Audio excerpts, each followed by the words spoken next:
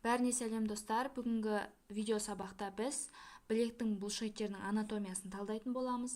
Білек бұлшықеттері жалпы топографиясына байланысты алдыңғы топ бұлшықеттері және артқы топ бұлшықеттері болып бөлінеді. Бұл жерде жалпы бұлшықеттер саны өте көп. Және алдыңғы топ бұлшықеттерінің өзі терең және беткей бұлшықеттер деп бөлінеді, және артқы топ бұлшықеттер дәл солай терең және беткей деп топографиялық орналасуына қарай бөлінеді. Бүгінгі видео сабақта біз білектің алдыңғы топ бұлшықеттерін талдайтын боламыз. Алдыңғы топ беткей бұлшықеттері. Ол бұлшықеттер бізде мына орналасқан 4 бұлшықетті және тағы бір бұлшықетті соңында айтатын боламын. Бұл бұлшықеттерді жаттау жалпы оңай, себебі басталатын жері барінде бірдей тоқпан жіліктің медиалды айдаршық үстілік өсіндісінен басталады. Бірінші бұлшықетіміз жұмыр пронатор бұлшықеті, мускулус пронатор терес деп аталады. Жалпы алдыңғы топ бұлшықеттерді жалпы пронатор бұлшықеттері, яғни бүгуші бұлшықеттер деп атаймыз.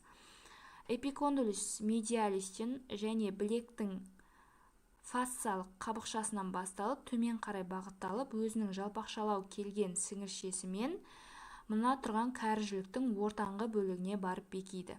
Шынтақ буынын бүгіп, білекті ішке қарай бұру қызметін атқарады. Келесі бұлшықетіміз бүккіш кәрі жілік білезік бұлшықеті, мускулус флексор карпи радиалис деп аталады.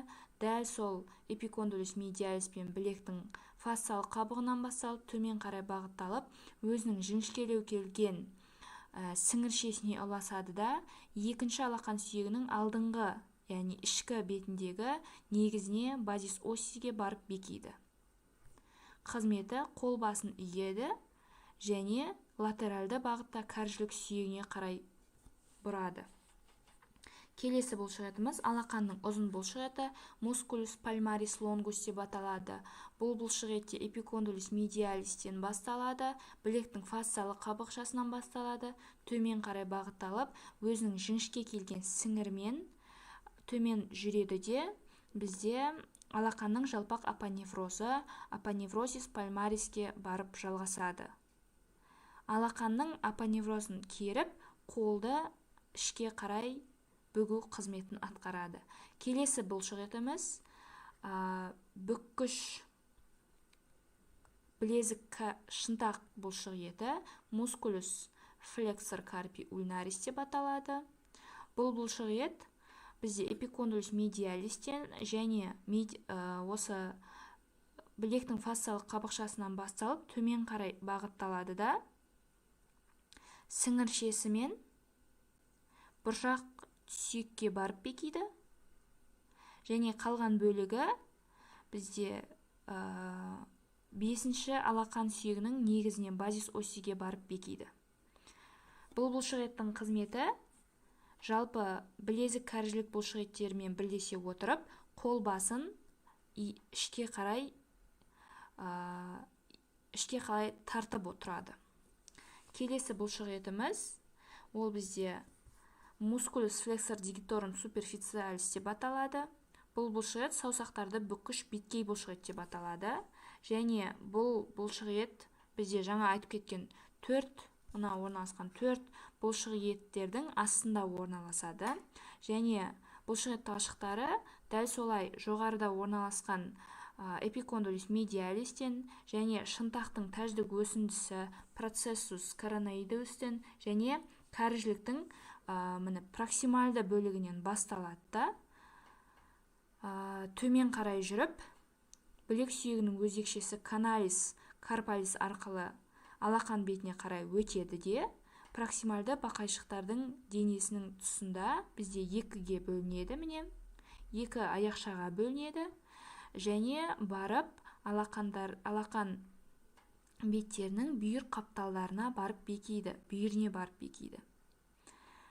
Бұл бұлшықет бізде 2-ші және 5-ші саусақтардың ортаңғы бақайшықтарын иіп, бүкіл қолдың басын жалпы бүгуге, июге қатысады. Осы 5 бұлшықет бізде білектің алдыңғы топ беткей бұлшықеттеріне жатады. Келесі бізде білектің алдыңғы топ бұлшықеттерінің терең қабатының бұлшықеттері, оған 3 бұлшықет жатады. Musculus flexor pollicis longus, яғни бас бармақты бүккіш ұзын бұлшықет.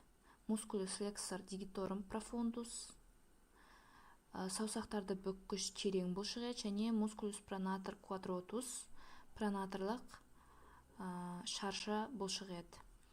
Бас бармақты бүккіш ұзын бұлшықет Musculus flexor pollicis longus. Бұл бұлшықет бізде білек сүйектерінің сүйек аралық жарғағы мен кәржіліктің алдыңғы бетінен басталады да төмен қарай бағытталып, бізде бас бармақтың мына сіңірше арқылы бас бармақтың дистальды фалангысына, яғни бақайшығына барып бекиді. Жалпы бас бармақтың бақайшығын бөгеді және жалпы бүкіл қол басының саусақтарын иеді. Келесі бұлшықет Musculus flexor digitorum profundus, саусақтарды бүккіш терең бұлшықет. Ол бізде шынтақ жілік сүйегі мен сүйек аралық жарғақтың алдыңғы бетінен басталады да дистальды бағытта жүреді. Және осы білезіктің ортаңғы бөлігінде 4 сіңіршеге бөлінеді. Ол сіңіршелер бізде білезіктік өзекше каналис карпалис арқылы өтеді де, 2 және 5 саусақтардың дистальды фалангаларына, яғни дистальды бақайшықтарына барып бекиді. Жалпы бұл бұлшықеттің қызметі ат айтып тұрғандай қол басының 2, 3, 4, 5 саусақтарды бүгу қызметін атқарады. Келесі бұлшықет ол шаршы пронатор бұлшықет, Musculus pronator quadratus деп аталады. Жалпы көлденең орналасқан бұлшықет және сыртқы пішіні 4 бұрышты шаршыға ұқсас болып келген. Жалпы талшықтары көлденең бағытта, шынтақ жілік сүйегімен бізде сүйек аралық жарғақтың алдыңғы бөлімінен басталып кәржіліктен аяқталады. Және бұл бұлшықеттің қызметі жалпы білек пен қол басын вертикальды ось дейді ғой, вертикальды ось бойынша ішке қарай бұру қызметін атқарады.